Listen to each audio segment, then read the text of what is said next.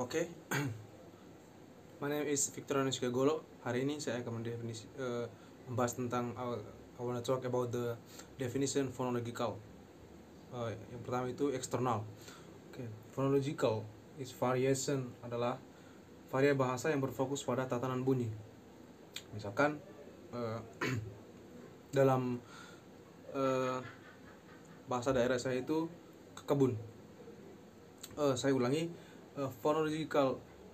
Pengertian phonological variation adalah variasi bahasa yang berfokus kepada tatanan bunyi. Jadi di sini dalam bahasa daerah saya itu yang pertama kebun. Kebun itu dalam bahasa daerah saya itu menyebutnya dengan panayo. Panayo. Sedangkan di desanya Melvin atau di desa Mata Lolong itu menyebutnya dengan panano. Saya ulangi, kalau di kebun saya misalkan bahasa daerah saya itu saya menyebutnya dengan panayo di desa saya. Kalau di desa Tololon, desanya Melvin, itu mereka menyebutnya dengan panano. Jadi panayo itu dari desa saya, sedangkan panano itu dari desanya Watololong. Nah, itu contoh yang pertama. Yang kedua, meninggal. Dalam bahasa daerah saya itu kami menyebutnya dengan mataya. Mataya itu dalam bahasa saya. Kalau di desa lain, kalau di desa Watoona itu mereka menyebutnya dengan matana. Berbeda. Jadi saya menyebutnya dengan mataya, sedangkan di desa Watoona mereka menyebutnya dengan matana. Itu contoh kedua. Contoh ketiga, jalan-jalan. Dalam bahasa daerah saya itu saya menyebutnya dengan koleyek. Koleyek itu dalam bahasa daerah saya. Sedangkan di desa Sandosi itu mereka menyebutnya dengan kolenek. Ke kolenek itu artinya saya jalan-jalan. Nah, contoh yang ketiga. Yang keempat itu pepaya. Pepaya dalam bahasa saya itu kami menyebutnya dengan wapayang. Wapayang. Sedangkan di desa Pledo itu mereka menyebutnya dengan waparang. Waparang. Kalau di saya itu di desa saya itu menyebutnya dengan wapayang. Itu desa saya. Sedangkan di desa lain, yaitu di desa Pledo itu mereka menyebutnya dengan waparang. Nah, contoh yang terakhir, tanpa pamit. Dalam bahasa daerah saya itu menyebutnya dengan tanaya kala. Itu dalam bahasa daerah saya. Kalau misalkan di desa Varanggere itu menyebutnya dengan tenana kala. Artinya sama, cuman pengucapannya berbeda. Kalau di saya itu menyebutnya dengan tanaya kala, sedangkan di desa Varanggere mereka menyebutnya dengan tenana kala. Oke. Nah, di sini kita masuk ke yang kedua. Yang pertama itu morfologi variation. Morfologi variation.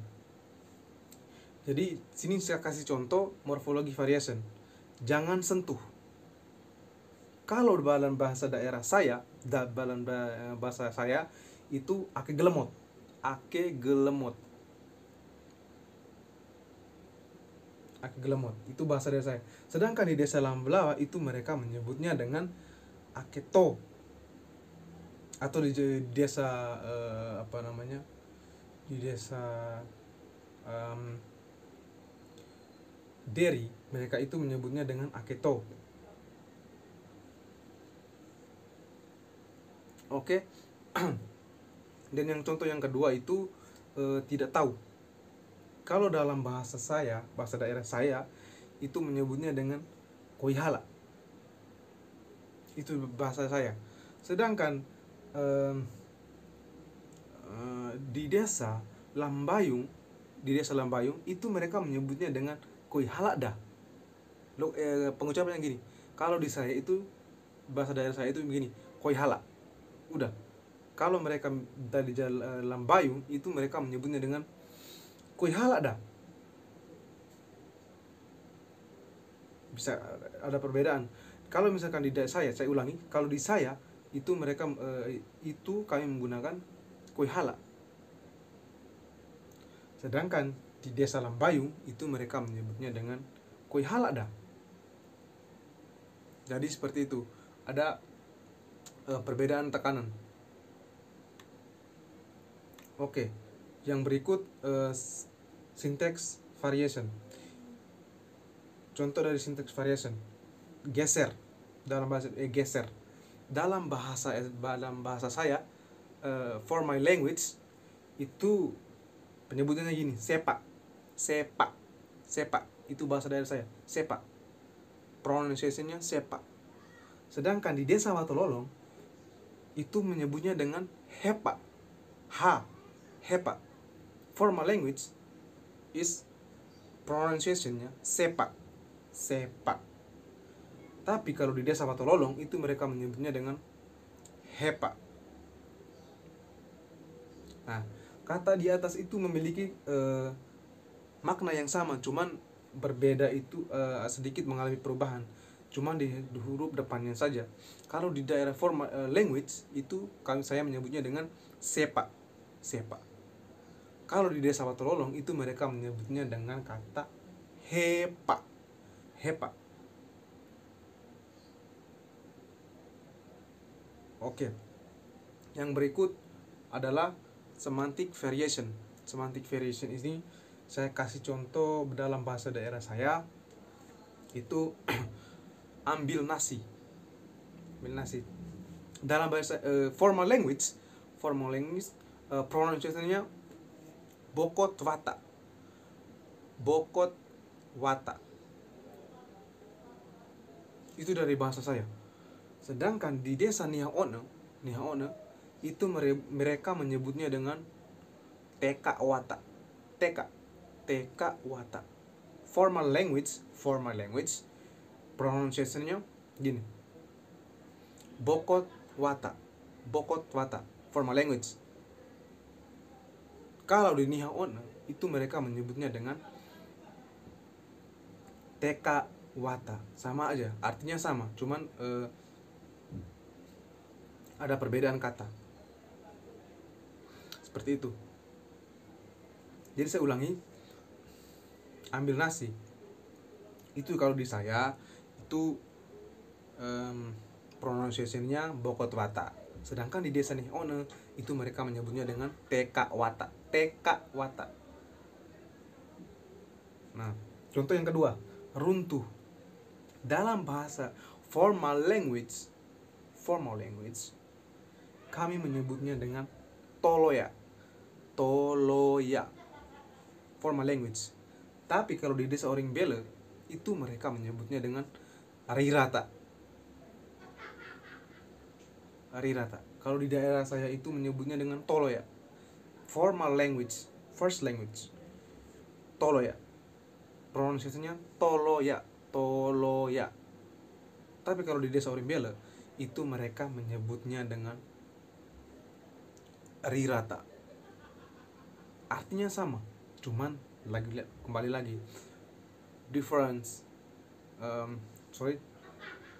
memiliki makna yang sama, tapi ada berbeda sedikit pengucapannya atau berbeda katanya, seperti itu. Oke, definition of phonological internal saya rasa cukup. Next, language variation external. Oke, language variation external. Number one, mutual intelligibility. I give you example. Seperti contohnya di bahasa saya, di daerah saya, masyarakat desa Tuagotobi, desa saya itu saling berpaham dengan masyarakat yang ada di desa Bayaran Kota. Bahasa kami satu. Kami menggunakan satu bahasa. Jadi misalkan komunikasi antara desa saya dengan desa yang ada di Bayaran Kota itu bisa saling bersepaham atau bisa saling mengerti. Itu. Yang kedua itu isogloss. Isogloss itu contohnya di desa saya, desa Tuagotobi, itu kami menyebutnya pronunciation-nya nae. NAE, nae.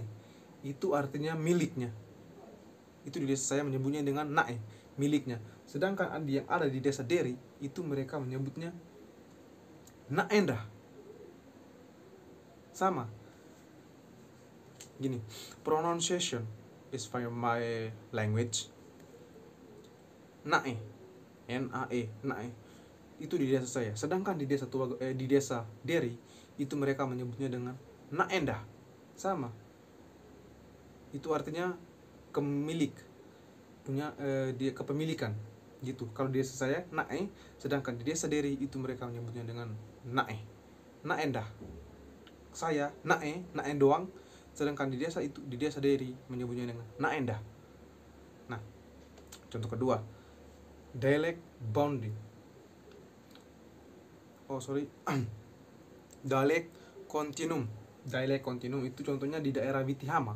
Di daerah Witihama, kecamatan saya, itu kami saya beri contoh itu Maikotang. Maikotang itu dalam bahasa daerah saya, di kecamatan saya, Maikotang biasa. Sedangkan kalau di Payawaran Kota itu mereka menyebutnya dengan Maiga. Maiga. Kalau di desa di saya itu mereka Maikotang, artinya kemana. Sedangkan kalau di Payawaran Kota itu mereka menyebutnya dengan Maiga. Pronunciasinya begini, Maiga. Logatnya seperti ini, Maiga. Maiga itu artinya kemana. Kalau kami Maikotang. Maikotang itu kami. Kalau di Payawaran Kota itu mereka menyebutnya Maiga. Gitu. Yang berikut dialect. Dialect itu pronunciasinya itu berbeda.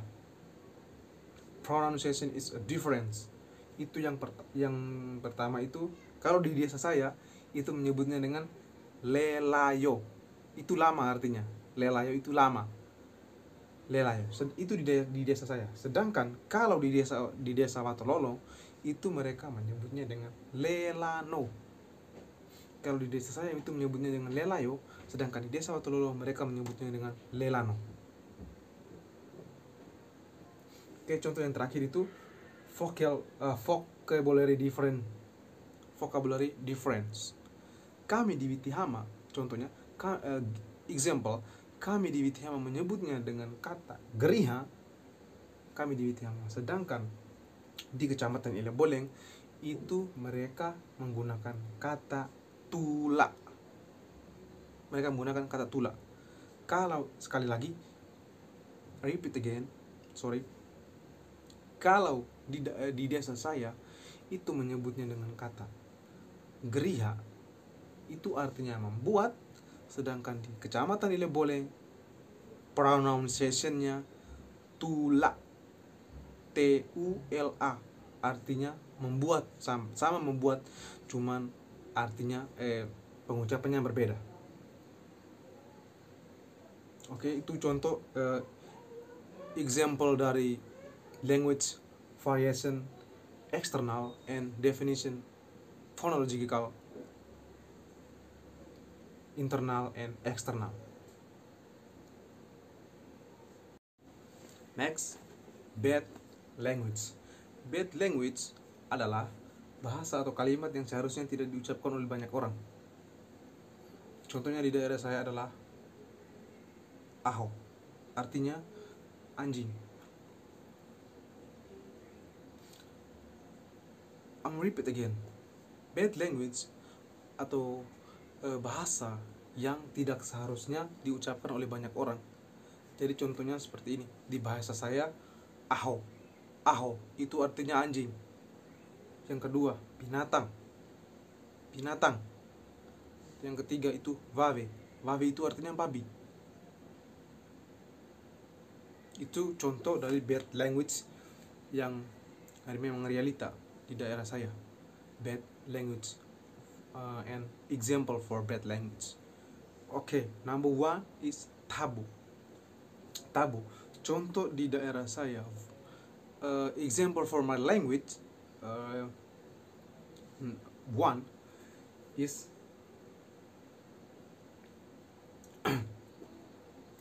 Medemata yoki. Medemata yoki. I repeat again. Tabo, contoh, example. Medemata yoki. Itu medemata yoki itu artinya mati saja. Mati saja. Yang kedua, mo'okim tua mo'ong wakim tua mo'okim tua itu artinya selalu berhubungan seks. Itu kasar sekali. Itu bahasa kasar. Mo'okim tua itu artinya, itu kata-kata yang sangat kasar yang sering diungkapkan oleh beberapa orang di desa saya, di tempat saya. Tabo, contohnya saya ulangi, medemata yoki itu artinya mati saja. Dan yang kedua, mo'okim tuahe itu artinya selalu berhubungan seks hampir setiap hari. Itu contoh yang pertama. Yang kedua itu swearing. Di daerah saya itu ketika seseorang ibu marah kepada anaknya dengan kata-kata seperti ini. Vave artinya babi. Kata-kata kasar, babi. Yang kedua, aho artinya anjing. Aho. Pas nedevave itu artinya kayak babi. Pas nedevave itu artinya kayak babi. Dan ini adalah kata yang sangat kasar. Ini adalah kata yang sangat kasar di daerah saya. Seperti ini. Pas nedevave itu artinya sifatnya kayak babi. Pas nedevave itu artinya sifatnya kayak babi. Next, vulgar. Vulgar itu kalau di daerah saya itu seseorang menghina seseorang tanpa sebab dengan sebutan gini. I'm pas munak. I'm pas munak. I'm pas munak itu artinya mukanya mirip monyet. Itu artinya mukanya mirip monyet. Itu very very bad. Yang kedua, kebuenohe. Kebuenohe itu artinya dasar bodoh. Kebuenohe logatnya begini, pronunciation-nya kebuenohe, dasar bodoh. Cursing di daerah saya, contoh di daerah saya itu ketika seorang teman itu mengganggu temannya lagi kerja atau lagi belajar, maka kata yang digunakan adalah seperti tadi. Vave artinya babi, aho artinya anjing, munak artinya monyet. Kalau dibilang kata-kata kasar, kami terlalu kasar. Contohnya seperti tadi, ada babi, ada anjing, ada monyet. Itu contoh dari cursing. Yang berikut itu blasphemy. Blasphemy itu kalau di daerah saya itu contohnya di daerah saya itu menghina agama, atau gini, menghina agama atau berbicara kasar tentang agama atau menyinggung agama yang lain seperti simbol dan lain-lain. Jadi lontaran katanya seperti ini. Gue percaya hala.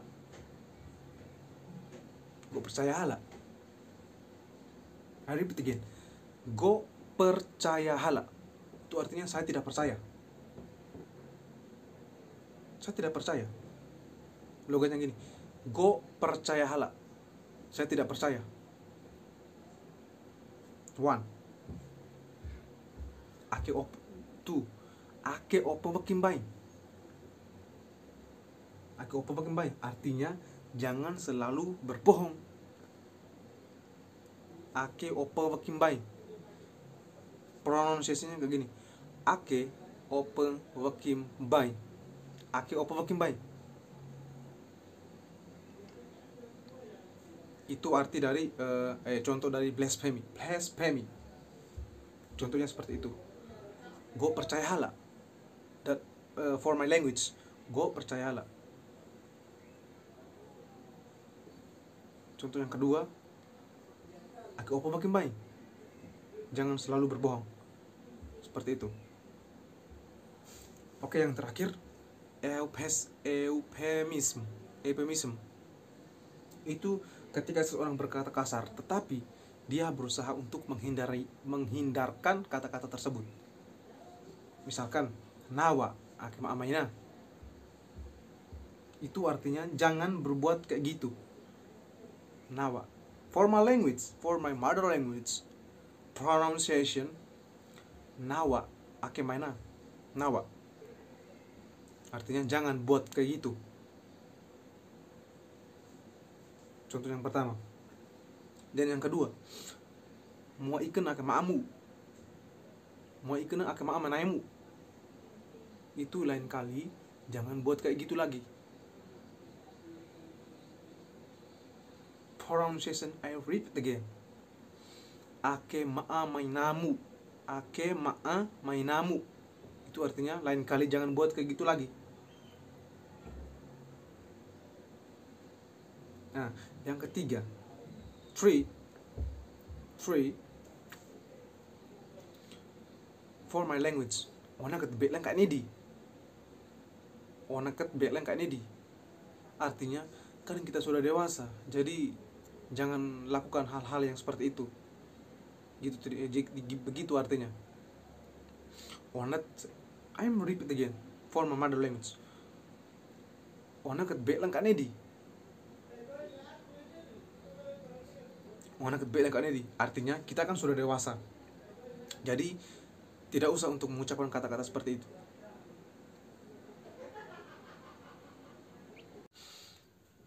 Oke, my name is Victorianus Gagolo. Hari ini saya akan membahas tentang cooperative language dan saya akan menganalisis sebuah film.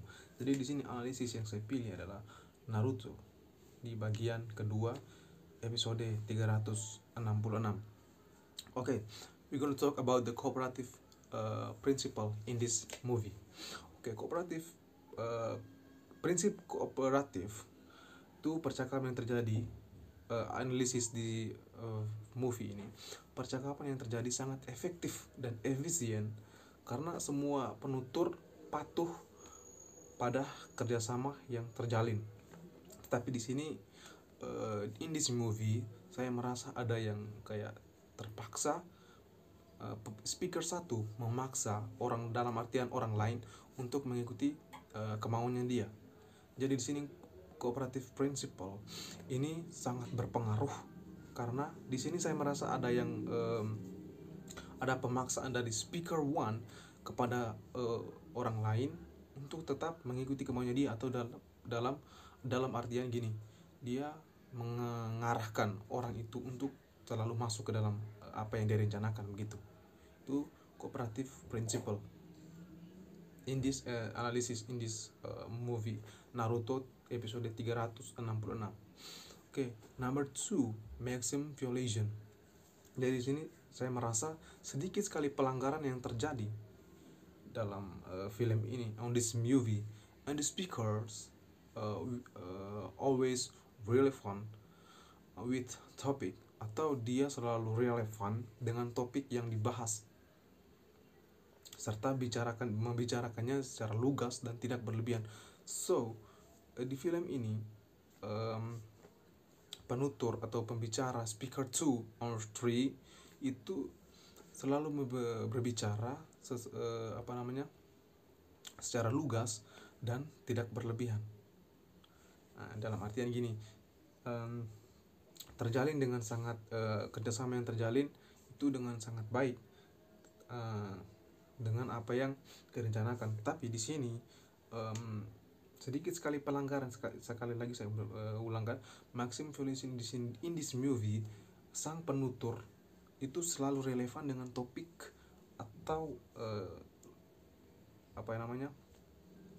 topik atau apa yang mereka bahas itu secara relevan. Jadi di sini saya merasa ada maxim violation ini sedikit sekali pelanggarannya. Seperti itu. About the maxim violation. Okay, 3x possible implication. Possible implicators ini kerjasama yang terjalin itu sangat baik, dan dengan begitu secara tidak langsung implikasinya berhasil. Possible implicator atau implikasi langsung dari pembahasan atau topik yang mereka bahas, seperti itu. Possible implicator.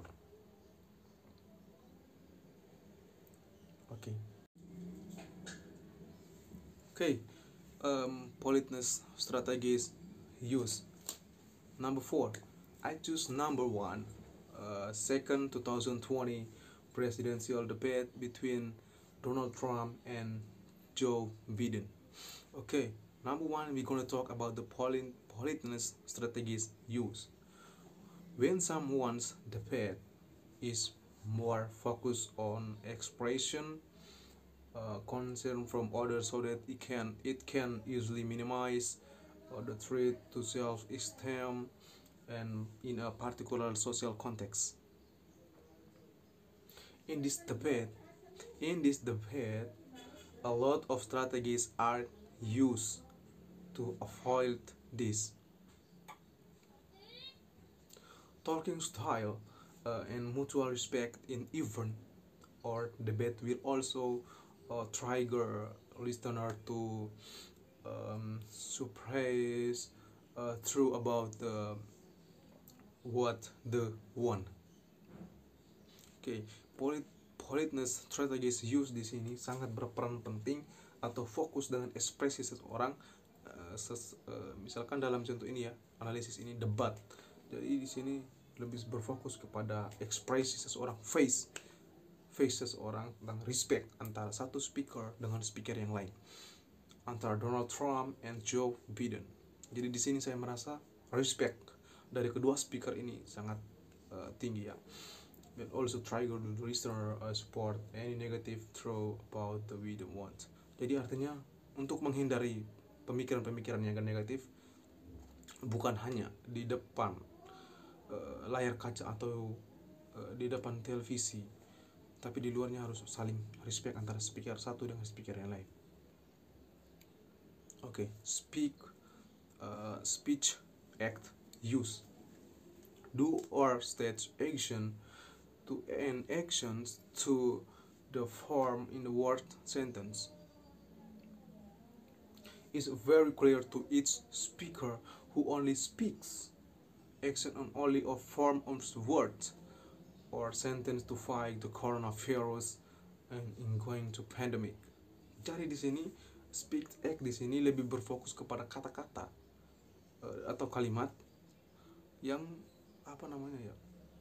secara untuk memerangi coronavirus atau pandemic. Jadi di sini mereka lebih fokus kepada kata dan kalimat yang mereka ucapkan tanpa adanya tindakan. Jadi di sini mereka fokus kepada kata dan kalimat saja. Ya, speak act, do or state action to actions, the form of word sentence. Okay, from each speaker who only speaks and state action only in form of words sentence to fight the coronavirus ongoing a pandemic. Yeah, exactly. Speak, act, use. Okay, number 3, possible implicator. The immediate impact in mutual from each speaker to debat, find solution and the best. Jadi debat ini sangat penting atau impactnya sangat besar untuk bisa menemukan solusi dan cara yang terbaik untuk memerangi virus corona yang terjadi sekarang ini. Jadi speaker harus berfokus tentang apa yang dia bicarakan. The immediate impact it is mutual respect each speaker to debate and find solution in the best.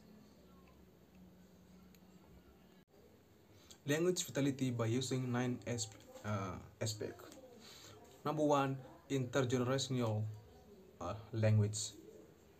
Jadi intergenerational language itu penutur mau atau tidak meneruskan bahasa dari generasi ke generasi selanjutnya. I give example for my language. Jadi contoh dari bahasa daerah saya itu adalah koda kiring. Koda kiring yang artinya koda kiring itu artinya bahasa yang dulu digunakan oleh para leluhur kami, dan itu otomatis secara mau atau tidak orang tua atau nenek moyang yang sekarang masih ada harus meneruskan bahasa kami ini atau bahasa yang dulu pernah mereka gunakan ini ke generasi-generasi selanjutnya. Misalkan seperti saya, orang tua saya harus menurunkan bahasa-bahasa yang dulu atau bahasa-bahasa yang dulu pernah mereka gunakan, istilahnya bahasa Kiwan atau bahasa Lamholot, itu harus menurunkan ke generasi-generasi selanjutnya. Misalkan mereka menurunkan ke saya, otomatis nanti saya juga punya kewajiban untuk meneruskan bahasa ini. Artinya bahasa koda kiring ini artinya bahasa yang dulu pernah digunakan dan harus dilestarikan, seperti itu. Itu intergenerational language. Okay. Number two, absolute number of speaker. Di sini populasinya mungkin sangat kecil dan memberikan dampak interpretasi yang menimbulkan kehancuran. Dalam bahasa daerah saya itu tobo mupu ke tutu maafki, tobo mupu ke naga tutu maafki. Itu artinya duduk sama-sama lalu menceritakan kehebatan masing-masing atau menceritakan tentang peperangan atau perkelahian yang mungkin sudah terjadi. Itu otomatis berdampak sangat besar.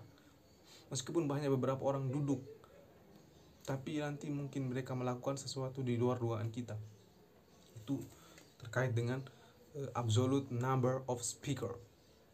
Number three, proportion of speaker within the total population.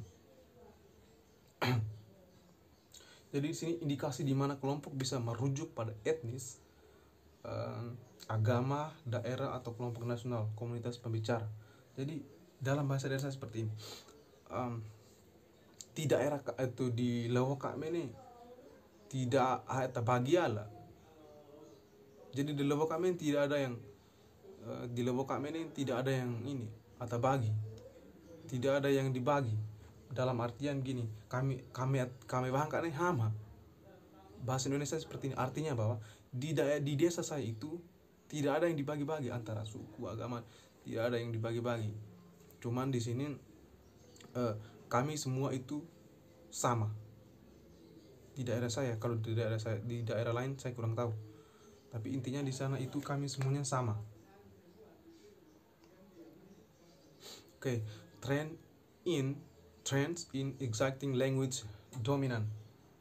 Jadi di sini interaksi dan hiburan digunakan secara aktif di semua domain wacana untuk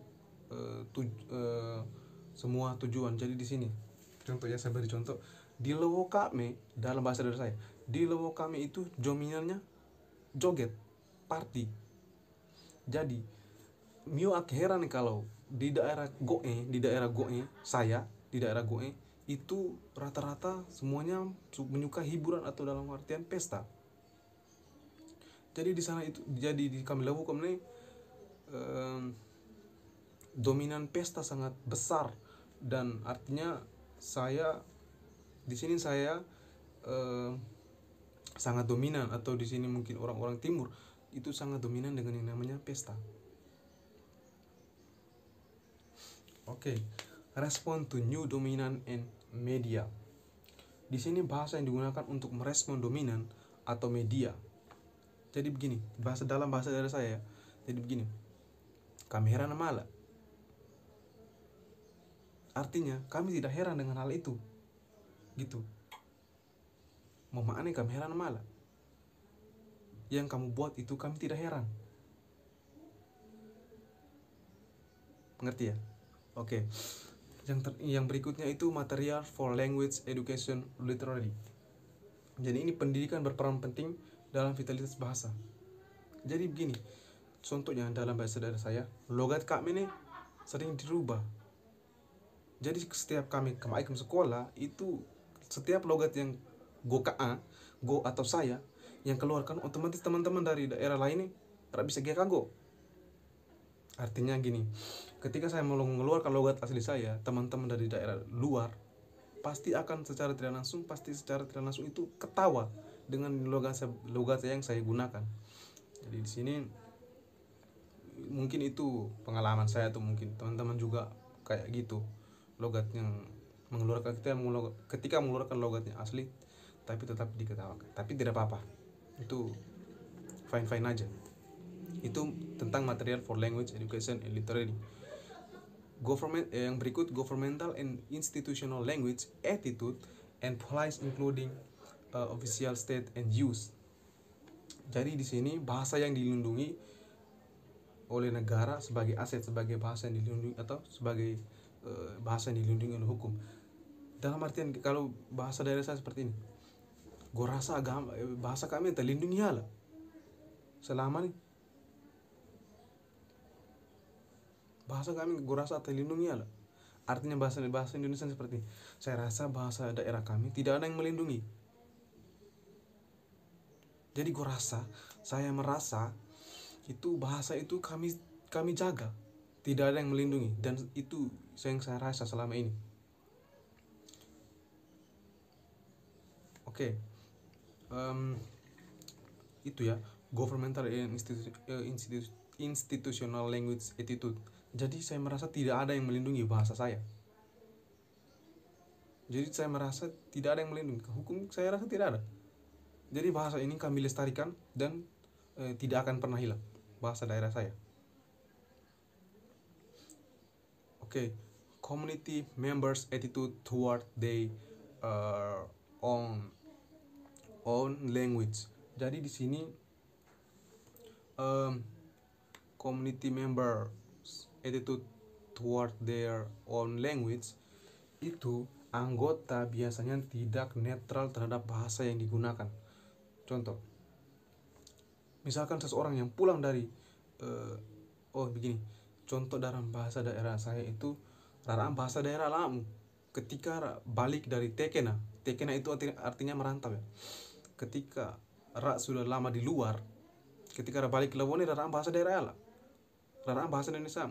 Artinya begini, mereka tidak gunakan bahasa daerah ketika mereka pulang kampung. Itu realita, fakta yang saya rasa selama ini. Ketika mereka sudah kembali ke kampung halaman atau kembali ke kampung kami, misalkan saya atau orang lain yang sudah lama di luar, tapi karena kembali ke daerah asalnya, dia tidak menggunakan bahasa daerah, tapi dia menggunakan bahasa Indonesia. Nah, itu yang berpengaruh terhadap komunitas member attitude toward their own language, gitu, sangat berpengaruh. Jadi ketika mereka di perantauan, ketika mereka pulang ke kampung, otomatis mereka menggunakan bahasa Indonesia, bukan bahasa daerah, karena mereka sudah melupakan artinya yang namanya bahasa daerah. Oke. Yang terakhir, amount and quality of documentation. Jadi mendokumentasikan bahasa, jenis dan kualitas bahasa yang diidentifikasi. Seperti contoh yang di awal tadi, intergenerational language. Saya kasih contoh itu. Contoh dalam bahasa daerah saya, koda kiring. Koda kiring nih yang raganan akita mariata, dan harus dijaga dan harus mau jaga. Artinya begini, bahasa yang dulu dititipkan harus dijaga dan jangan sampai dilupakan. Saya ulangi, bahasa daerah saya, koda kirinya genanet agak tak mariata, dan ne mau harus jaga. Koda kiri mau harus jaga dan jangan sampai mau akan lupakan. Ne adat kami, atau itu adalah adat kami. Nah, mungkin seperti itu saja yang bisa saya bahas mengenai language vitality dan aspek